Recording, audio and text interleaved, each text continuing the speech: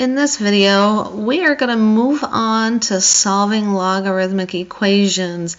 They're done a little bit different than exponential equations because, of course, we don't have our variable in our exponent.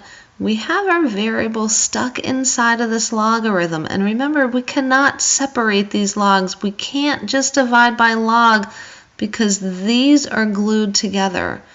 The only way we can separate them is if we can convert our logarithms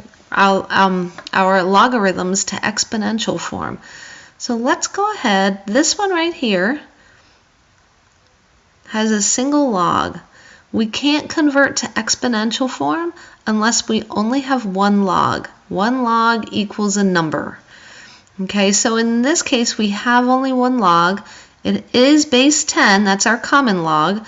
So we're going to go, let me just write a 10 right here so that reminds you. We're going to go ahead and convert to exponential form. So again, remember, it's this raised to the power of 2 equals this. So it's 10 raised to the power of 2 equals 4x minus 3. And remember, this logarithmic form is equal to this exponential form. So let's go ahead and solve this. We know what 10 squared is. That's 100. 100 equals 4x minus 3. We're going to move our 3 over by adding. 103 equals 4x. And then we're going to divide both sides by 4. And I know this looks a little odd, but x equals 103 divided by 4. And really the only thing that we need to take a look at is let's plug this back in and make sure that this quantity right here is not negative, because remember, inside of a logarithm, whatever's inside this part has to be positive. It has to be a positive number. So when we plug 103 over 4 back in, this 4 and this 4 will cancel. I'll have 103 minus 3, which will give me 100. That's a positive number. So this is definitely our answer.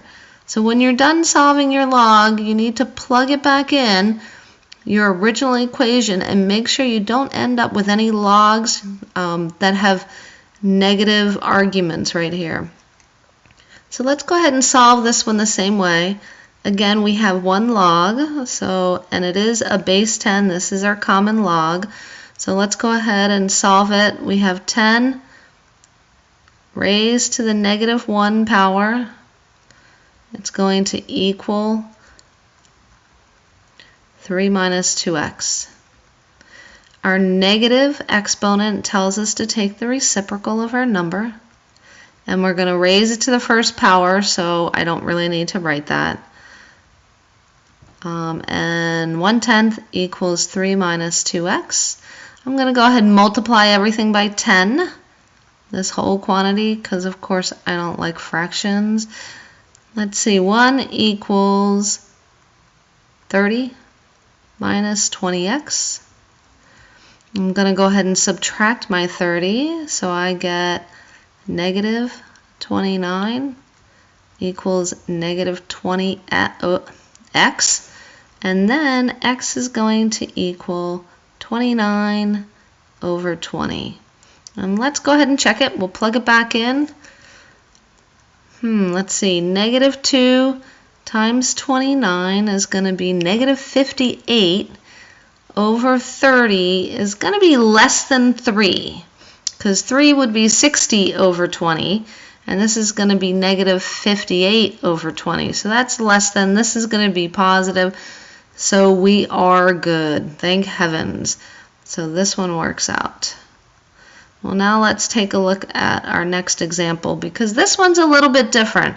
We have how many logs here? 1, 2 logs. Like I said at the beginning, we can't solve a logarithmic equation if we have more than one log. We're going to have to combine it back into a single log. And here we're adding 2 logs that have a base 10. They're both a common log. So if we're adding 2 logs that have the same base, that's this property right here. It's the product property. We're going to combine them into a single log through multiplication. So we're going to get log, and it's going to be x times x minus 3 equals 1. Now we can convert to exponential form, and it's going to be 10 to the first power equals this. So 10 to the first power is just 10, and it's going to be x times x minus 3. So let's go ahead and multiply that out, and we get 10 equals x squared minus 3x. And I want you to remember, whenever we have an x squared, this is a quadratic equation, so we want to move everything to one side. So we'll get x squared minus 3x minus 10, and we know how to solve that. We can factor this into x minus 5 and x plus 2.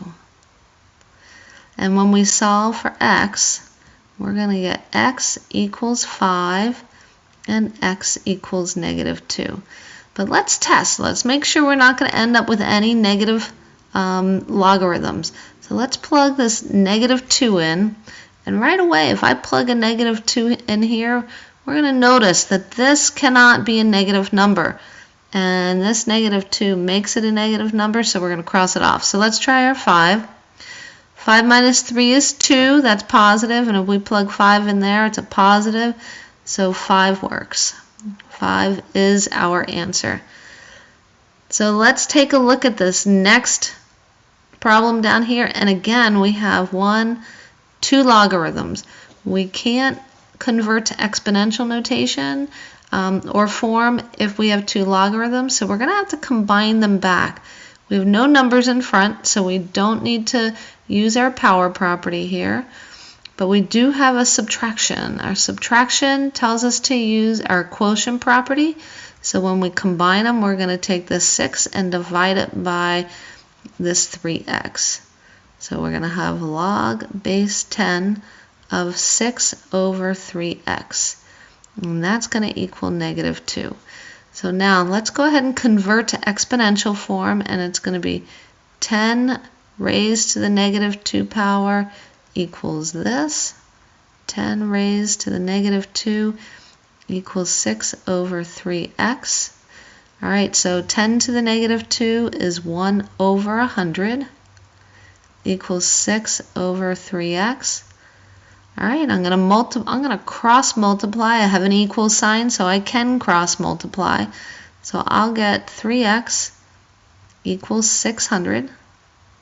And then we're going to divide both sides by 3.